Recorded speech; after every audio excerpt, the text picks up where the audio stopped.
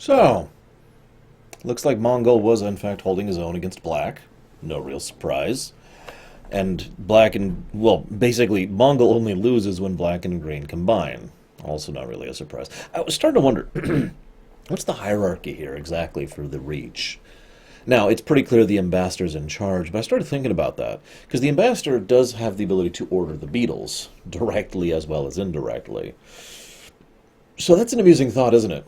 The one in charge of a military invasion is the negotiator. Not the politician, not the dictator, not the general, the ambassador.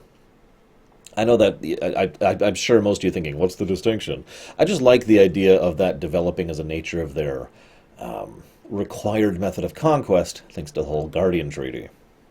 Anyways, I have a note here. Is that seriously Toyman? I loved the background shadow, by the way. Yeah, woo, Blue Beetle! Are you kidding? He nearly killed us! And the Reach stinks! Just nice little touches there.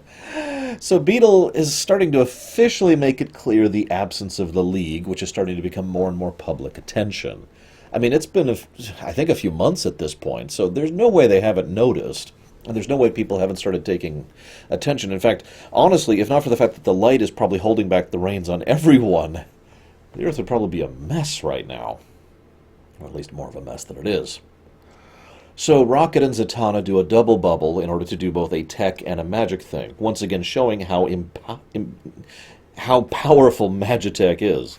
The Beetles, which are very high tier, are beaten by Magitech. If you're paying attention, this is only the second time Magitech has even come up in this show, the first being the mind control thing that the light was using. Nice little touch. I am curious how exactly they're communicating through the barrier. I mean, it's a double barrier, and they're just whatever. Then there's a surprisingly human little scene, which involves no human at all, with an Atlantean being dumped by a Martian. But what I find interesting about that scene is how surprisingly well written it was. I don't have anything to add. It's just very well written, very simple, and very down to earth, and very well done. Kudos. Meanwhile, Connor's going out with Wendy Harris, who's a character we've only seen kind of off camera in one scene. So it's good to see that Connor's figured out what rebound means, too. Anyways. So, I like how quickly Batgirl reacts to this whole thing. It's also amusing to me that the Light was basically complicit in this entire plan, which makes a degree of sense. After all, remember, as I said before, the Light is not in favor of the Reach. Not really. I did like the introduction of Beast Boy into this one. I noticed the lizard, and I was like, oh, that's him, right?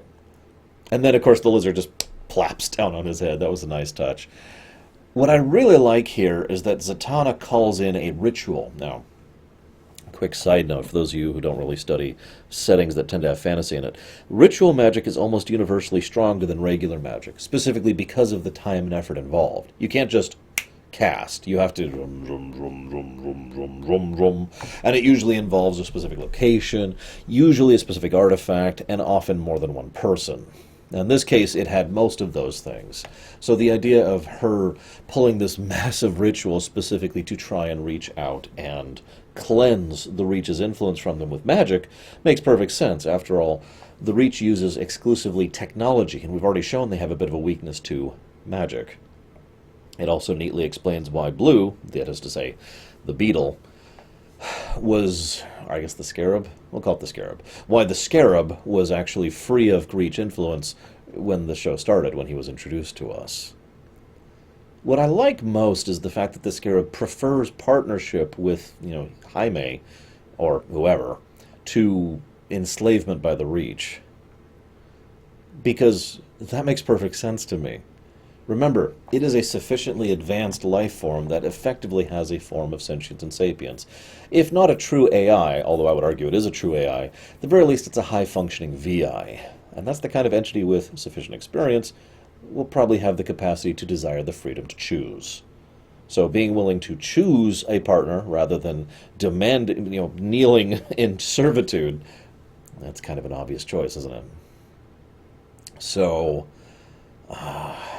actually, I guess that's all I got. So that's wrapped up, and the Reach are kind of on the downswing now. which means there's going to be a hammer blow soon. And I'm betting it's going to come from the light. And I'm betting it's going to involve Darkseid. Because we're very close to the end of Season 2, and if you're going to have a big Season 2 cliffhanger, Darkseid's probably the way to go on that. Especially since they hinted at him so much back in Season 1. I mean, they're still using boom tubes, for God's sakes. Anyways, see you next time, guys.